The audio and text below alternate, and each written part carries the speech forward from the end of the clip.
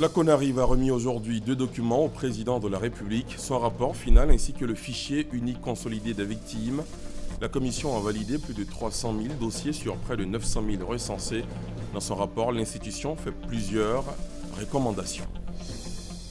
La 58e réunion sur le développement du tourisme s'est ouverte ce mardi à Abidjan, ouverture en présence du Premier ministre, du secrétaire général de l'Organisation mondiale du tourisme, des ministres africains et des experts. Les réflexions vont durer 72 heures. Le festival des musiques urbaines d'Anoumabo a démarré ce matin. Le FEMUA9 va proposer sur plusieurs scènes des artistes venus d'horizons divers pour le bonheur des mélomanes durant 6 jours. La cérémonie d'ouverture a été suivie de la pose de la première pierre d'une école primaire publique. Et puis à l'étranger, la présidente Dilma Rousseff jure qu'elle ne se laisserait pas abattre, dénonçant une profonde injustice. Révoltée par le vote des députés en faveur de cette institution, la femme forte du Brésil annonce qu'elle se battrait contre cette injustice jusqu'au bout lors de la 2e manche au Sénat.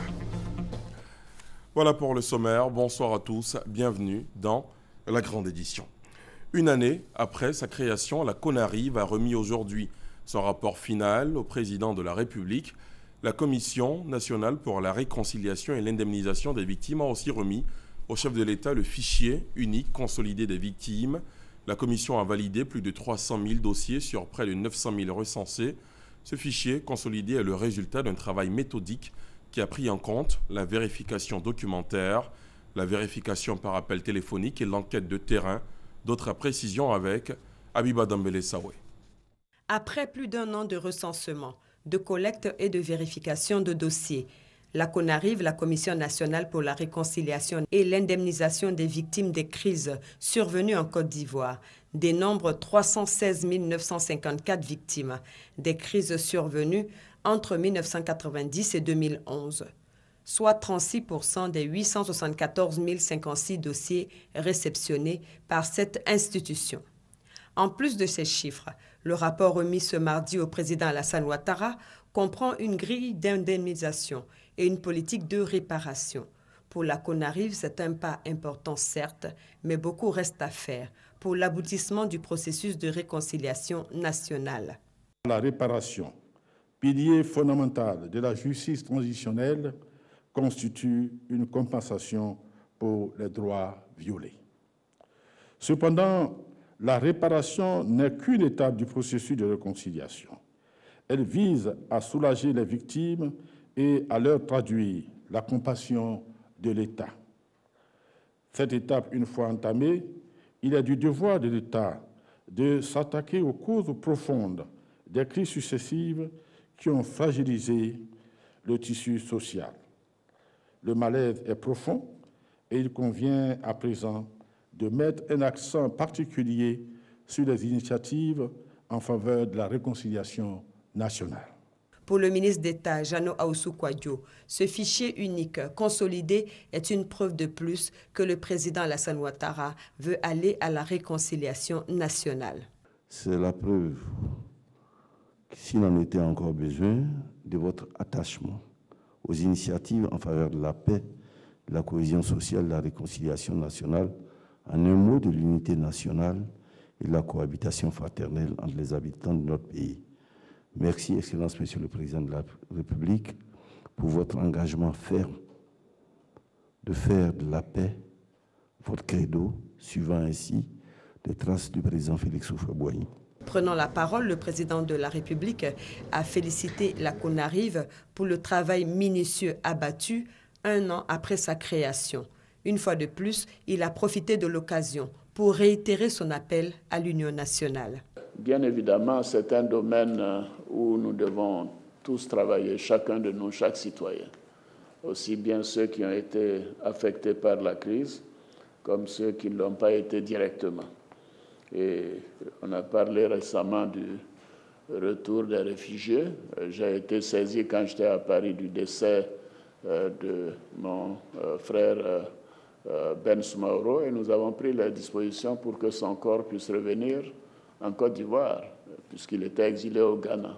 Vraiment pour dire à tous ceux qui sont à l'extérieur, qui sont maintenant des exilés volontaires, qui rentrent au pays, les dispositions sont prises au niveau du ministère de l'Intérieur et du ministère de la Justice pour qu'ils puissent rentrer librement.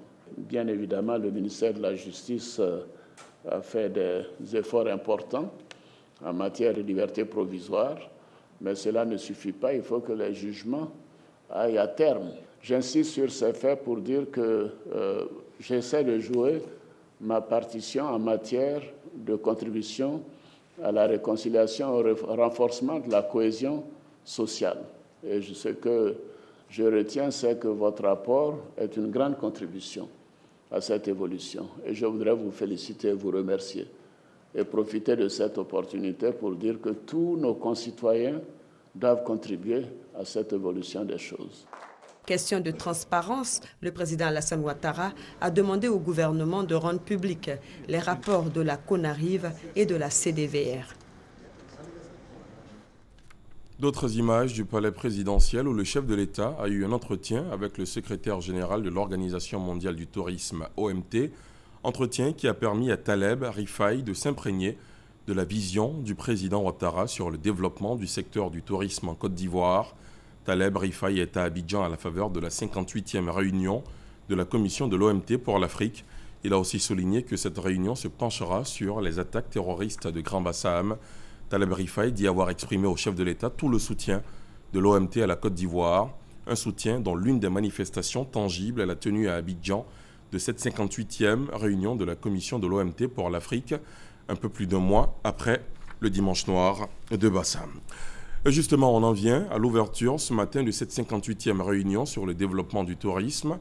La cérémonie a eu lieu en présence du Premier ministre Daniel Kablan-Duncan, du secrétaire général de l'Organisation mondiale du tourisme, de 28 ministres africains et des experts. C'est le début de 72 heures de réflexion sur les nouveaux axes de consommation et de production durable dans le tourisme, comme nous le montre notre reporter Gabriel Zani. Grand Bassam doit être plus fort, plus résolu face aux forces de l'ombre qui l'ont attaqué. Ces paroles, Taleb Rifai, le secrétaire général de l'Organisation mondiale du tourisme, les a dites ce mardi à l'ouverture de la 58e réunion de la commission de l'Organisation mondiale du tourisme pour l'Afrique.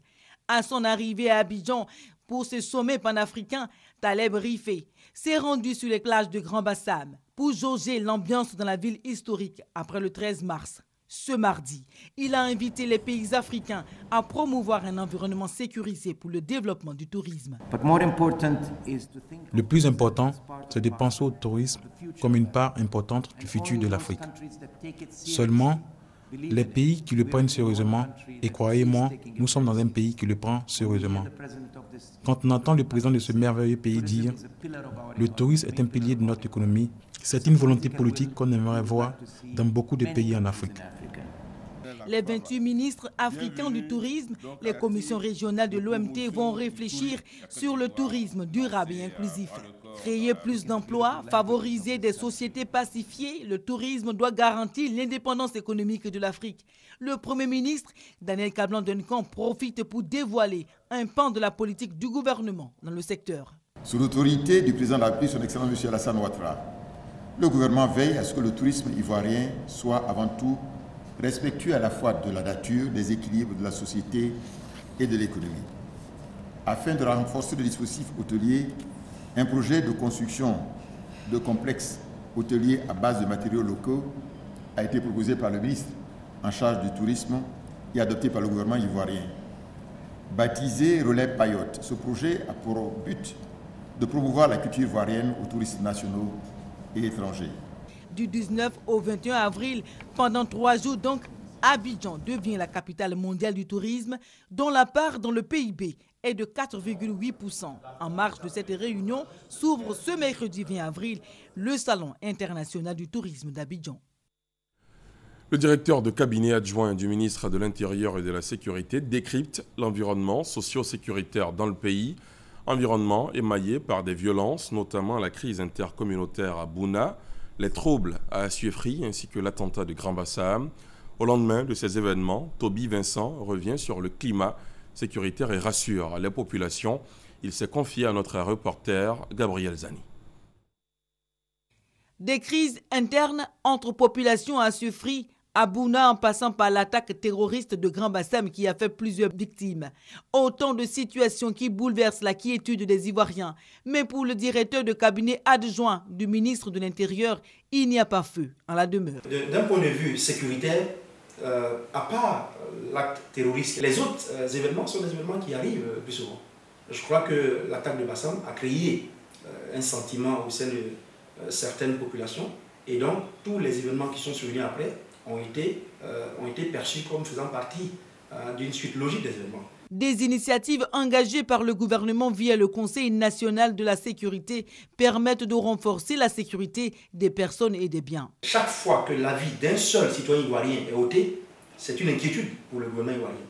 Donc nous prenons tous les cas avec la même gravité et avec le même sérieux.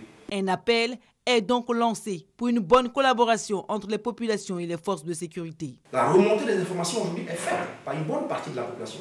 Le rapport police-population, sécurité-population, gendarmerie-population, armée-population a changé. C'est un rapport de collaboration. Nous voulons que ce rapport soit plus dynamique, plus actif. Mais il s'agit également pour la population de s'investir dans les actes de sensibilisation et d'éducation. Les autorités coutumières, les élus, les autorités administratives ont un rôle important à jouer à la base pour que toutes les petites tensions soient réglées. De 3,6 en 2011, l'indice de sécurité est passé à 1,1 en octobre 2015. Une amélioration rendue possible grâce au renforcement des capacités des forces de défense et de sécurité et la mise à niveau des agents de renseignement. Le gouvernement ne baisse pas pour autant la garde. Les efforts et les initiatives se multiplient pour assurer aux populations un niveau de sécurité qui leur permette de vaquer sereinement à leurs occupations quotidiennes. Un niveau de sécurité assez stable, indispensable à la bonne tenue d'événements importants tels la 5e édition de la CGECI Academy. Elle se tiendra jeudi et vendredi ici à Abidjan. Tu as un projet, j'ai de l'argent, entreprenons ensemble. Ainsi est formulé le thème pour 2016. Dans le cadre de son plan d'internationalisation de cet événement, le patronat ivoirien a porté son choix sur l'île Maurice, réputée pour ses performances économiques comme pays invité d'honneur. Pour convaincre le pays, une mission conduite par le ministre du Commerce est rendue dans ce pays de l'océan Indien. Le point avec Lansine Bakayoko et Jean-Jacques Kwameala. L'envoyé du gouvernement de Côte d'Ivoire et sa délégation ont rencontré les plus hautes autorités de l'île Maurice, ce pays d'environ 1,2 million d'habitants aux performances économiques reconnues. Toutes ces personnalités ont favorablement accueilli l'invitation et confirmé leur présence à la 5e édition de la Confédération générale des entreprises de Côte d'Ivoire, CGECI Academy. Maurice a une stratégie africaine, Maurice veut s'ouvrir sur l'Afrique. Et là, de voir que nos amis ivoiriens sont venus vers nous pour nous faire cette invitation, ça fait chaud au cœur. On va renforcer l'accord, nos échanges bilatéraux avec un pays ami qui est la Côte d'Ivoire. Outre le vice-premier ministre, au moins une vingtaine d'opérateurs économiques composés des dirigeants des grands groupes du secteur privé sont attendus dans la capitale économique ivoirienne. Ces hommes d'affaires entendent saisir les opportunités qu'offre aujourd'hui la Côte d'Ivoire grâce à l'amélioration du climat des affaires. Devant un tel engouement, le ministre du Commerce Jean-Luc Billon ne cache pas son enthousiasme. Le ministre du Commerce que je suis est forcément séduit par le modèle mauricien et je souhaite une collaboration proche pour pouvoir mutuellement avoir un levier de développement plus important pour nos deux pays. Les infrastructures, le tourisme, l'agro-industrie sont les principaux secteurs qui intéressent les Mauriciens. Ici à Abidjan, une vingtaine de dirigeants d'entreprises, membres du club de réflexion Initiative Côte d'Ivoire, ont échangé avec Jean Kakou Diagou, le patron des patrons ivoiriens, une sorte de rencontre pour découvrir les réalités d'un entrepreneur aguerri en vue de faire un saut qualitatif en tant que chef d'entreprise et entrepreneur. L'éclairage de Noël Niagno. Oser l'entrepreneuriat. Les membres du think tank Initiative Côte d'Ivoire veulent faire le saut, passer du statut de haut cadre d'entreprise à entrepreneur, mais pas à n'importe quel prix, encore moins n'importe comment.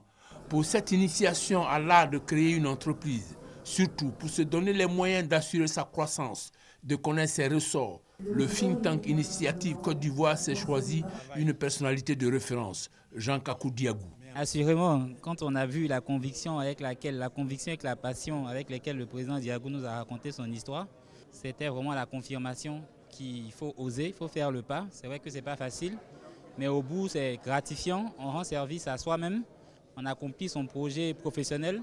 On rend également service à la communauté parce qu'on crée de l'emploi et on rend service au pays parce qu'on le développe en créant un effet multiplicateur. 2 heures durant, Jean Kakou Diago s'est ouvert à son auditoire.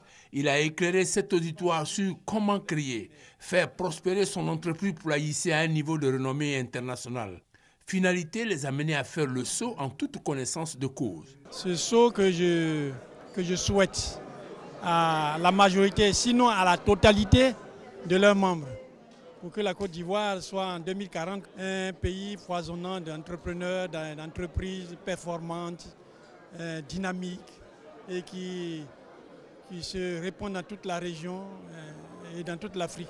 Le think tank Initiative Côte d'Ivoire a vu le jour en 2012 et est à sa 10e rencontre autour de la problématique de la Côte d'Ivoire en devenir.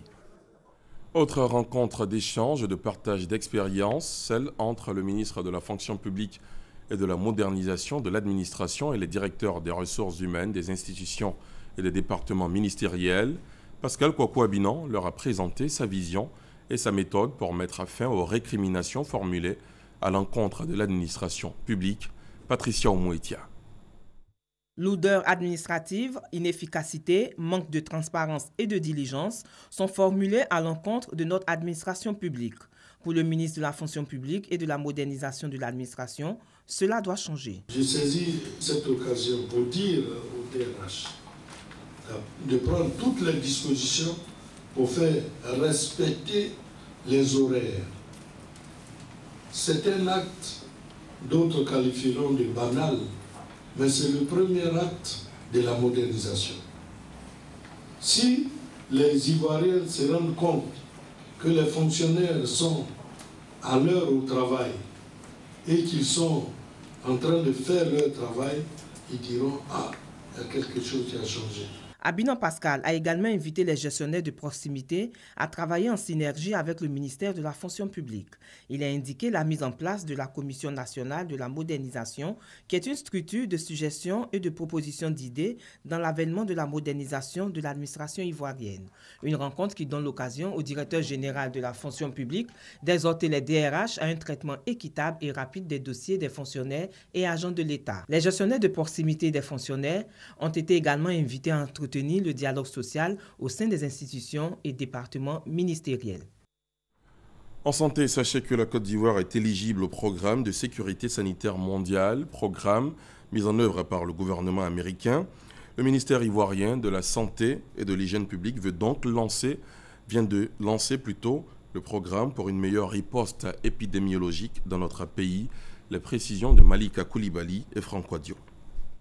Depuis février 2015, la Côte d'Ivoire est éligible au programme de sécurité sanitaire mondiale du gouvernement américain.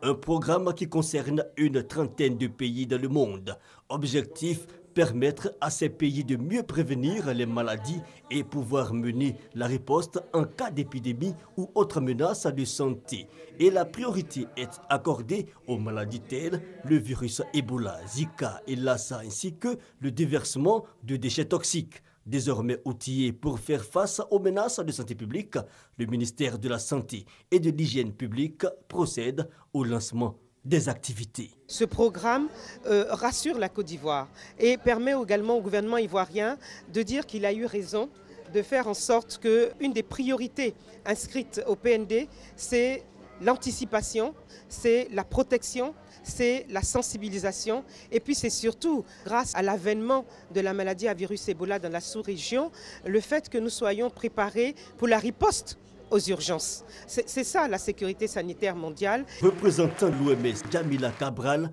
réaffirme le soutien de l'organisation à la Côte d'Ivoire quant à la prévention aux menaces et autres urgences de santé publique. Un plan d'action est alors recommandé par la tutelle et cela passe par des rencontres entre parties. L'idée est d'éviter à l'avenir tout impact négatif sur la santé des populations. La Fédération des associations du district du Zanzan à Bouaké célèbre la paix retrouvée à Bouna. Elle vient d'initier une journée dédiée à la consolidation de la cohésion sociale et à la réconciliation dans la région du Bunkani. À la tribune, le parrain de la cérémonie, Sansan Kambile, garde des Sceaux, ministre de la Justice, a exhorté ses parents à être des ambassadeurs de la paix pour que pareille situation ne se reproduise plus. Ouattara Amadou Walter. À Bouaké, les ressortissants du district du Zanzan se sont retrouvés au stade Yaoundé du quartier Sokora pour donner le bon exemple. Réunis au sein de la Fédération des associations du district du Zanzan à Bouaké, les peuples issus des départements de Bondoukou, Tanda, Koumfao, Transua, Sandégué, Doropo, Teini, Nassian et Bouna ont célébré la paix retrouvée dans le Bunkani. Des prières et des bénédictions ont été dites pour la consolidation de la cohésion sociale et la réconciliation. Sansan Kambile, ministre de la Justice et fils de la région, est venu à Bouaké pour apporter son soutien à ce rassemblement. Il n'y a pas de division entre Agni Bona, Agni Bini, Koulango, Lobi, Bon et Balenke. Ces 3 événements nous rappellent qu'il faut savoir raison garder, avoir des comportements qui ne fâchent pas, qui n'invectivent pas. Il faut appeler à la paix, à l'union, à la fraternité. Un vibrant hommage a été rendu au président de la République, Alassane Ouattara, pour son implication dans le règlement pacifique de ce conflit qui est aujourd'hui un mauvais souvenir. En politique, Ndésiré Oloto a conduit une délégation du Rassemblement des Républicains dans la région du Lot-d'Ivoire, une mission pour échanger avec les militants et prendre en compte leurs préoccupations, les prochaines échéances électorales, notamment le référendum et le futur parti unifié ont été évoqués, nous dit Mamadou Kouassi. La ministre Anne-Désiré Oloto, cadre du RDR, à la rencontre des militants du département de Lakota. Elle y est pour échanger et comprendre les préoccupations des militants de base. L'émissaire de la direction du RDR est allé encourager le départemental Aboulaye Kouyaté et ses camarades dans leur volonté de faire du RDR le parti leader du département. Dans son intervention, le responsable local du RDR a indiqué que son parti est en pleine percée à Lakota. Il en a pour preuve le nombre de sections qui est passé de 10 à 26. Si en 2010, le RDR a enregistré 18% à la présidentielle, le score de son candidat en octobre 2015 était de 81%. Preuve que la population adhère désormais aux idéaux du RDR. Un travail salué par l'envoyé de la direction du RDR, Anne-Désiré Oloto.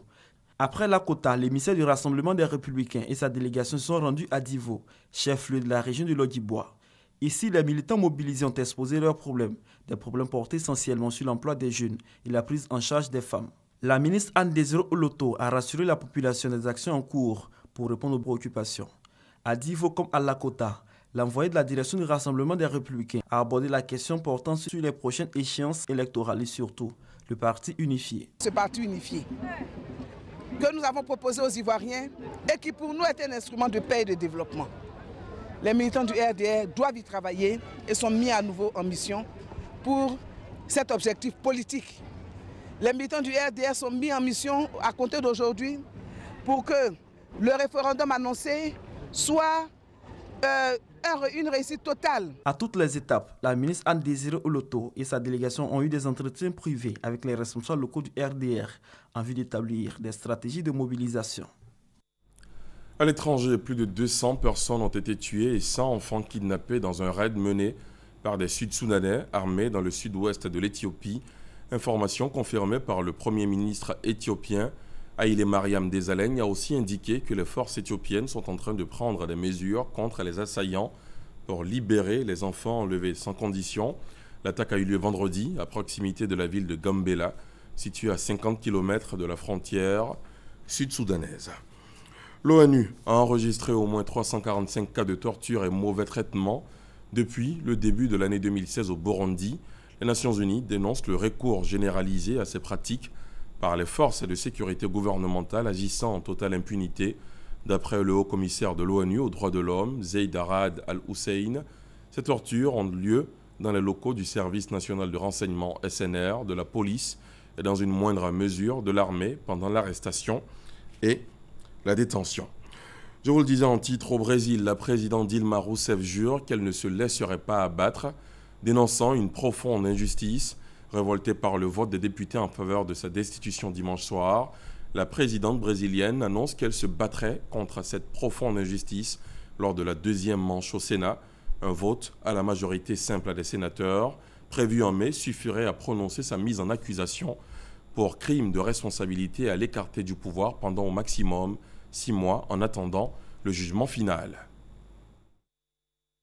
Visiblement éprouvée, Dilma Rousseff se dit indignée au lendemain de l'approbation de sa destitution par la Chambre des députés. Je suis victime d'une injustice car il me traite différemment que les autres présidents. Les actes dont il m'accuse étaient basés sur des recommandations techniques.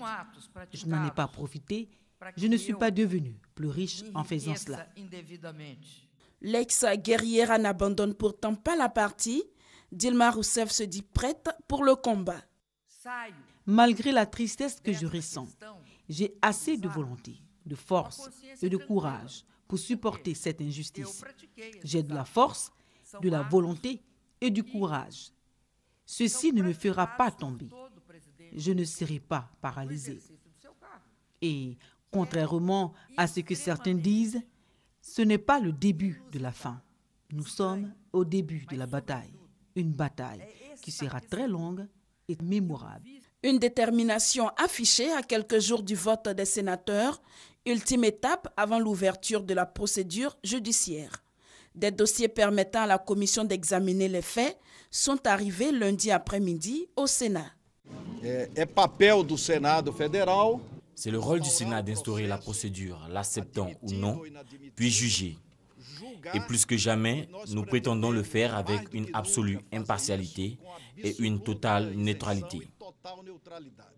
Le sort de Dilma Rousseff est désormais entre les mains des 81 sénateurs. Malgré sa détermination, la partie semble jouer d'avance, du moins pour bien d'analystes. En image, le ministre de la Culture et de la Francophonie renforce les capacités opérationnelles de ses directeurs régionaux. L'objectif est de permettre aux agents d'être plus efficaces sur le terrain dans le cadre de la promotion du patrimoine culturel. Plus de 185 millions de francs CFA ont été dégagés pour l'acquisition d'équipements et de matériel roulant. La cérémonie de remise a eu lieu hier au Palais de la Culture de Trècheville. On termine avec l'ouverture ce mardi de la 9e édition du Festival de musique urbaine d'Anoumabo. Le FEMUA a ouvert ses portes à Marcory Anoumabo au sud d'Abidjan en présence du président Henri Konan Bédié, parrain de la présente édition. Édition qui va rassembler des artistes venus d'horizons divers pour le bonheur des mélomanes durant 6 jours. La cérémonie d'ouverture a été suivie de la pose de la première pierre de l'école primaire publique Magic System de Séguéla, à 592 km dans le centre-ouest. Issa Yeo, Franck Quadio. Top départ pour la 9e édition du Festival des musiques urbaines d'Anoumabo FEMUA. Le parrain de la cérémonie, Henri Konan Bédié, président du PDCI, accueilli dans la liesse populaire. Pendant 6 jours, le village d'Anoumabo dans la commune de Marcory et Korogo dans le nord du pays vont vivre au rythme du FEMUA 9 où concerts et actions sociales feront bon ménage. Le commissaire général du FEMUA rend hommage aux parrains et donne l'intérêt du festival. Les différentes crises qu'a connues la Côte d'Ivoire ont fragilisé le tissu social et ont eu de graves répercussions sur la jeunesse ivoirienne. Notre objectif aujourd'hui, c'est d'aider cette jeunesse, de l'encadrer et de la mettre face à ses responsabilités. En acceptant d'être parrain de cette 9e édition, Henri Konan Bédié démontre qu'il est un homme de culture et de paix, indiquent les ministres Maurice Bandama et Sidi Tiemoko Touré. Pour eux, le thème du FEMUA 9, jeunesse et développement, est d'actualité. Avec le FEMUA, la musique devient une véritable industrie créatrice d'emplois et d'opportunités offertes aux jeunes. Merci d'impacter votre communauté aujourd'hui comme hier et certainement demain. Pour notre part, notre partenariat qui s'est noué cette année est désormais scellé dans le marbre. Sans jeunesse, il n'y a pas de développement. Le FEMUA est une lucarne de promotion des valeurs pour la jeunesse ivoirienne, indique Henri Konan Bédié, dont le message a été lu par son directeur de cabinet, Lénisongui Koulibaly. L'association de la jeunesse avec la culture d'un pays permet aisément de favoriser l'épanouissement de ce pays dans tous les domaines artistiques et culturels avec la promotion de jeunes talents. Le parrain du FEMUA 9, Henri Konan Bédié, a intégré ce jour la génération Nyando d'Anoumabou. Il porte désormais le nom Aimé Henri Konan Bédié à Lyodan. Le groupe Magic System est par ailleurs invité par le président du PDCI RDA à donner un concert à Daouko après le FEMUA. C'est sur ces sonorités que nous mettons fin à ce journal. Merci de l'avoir suivi.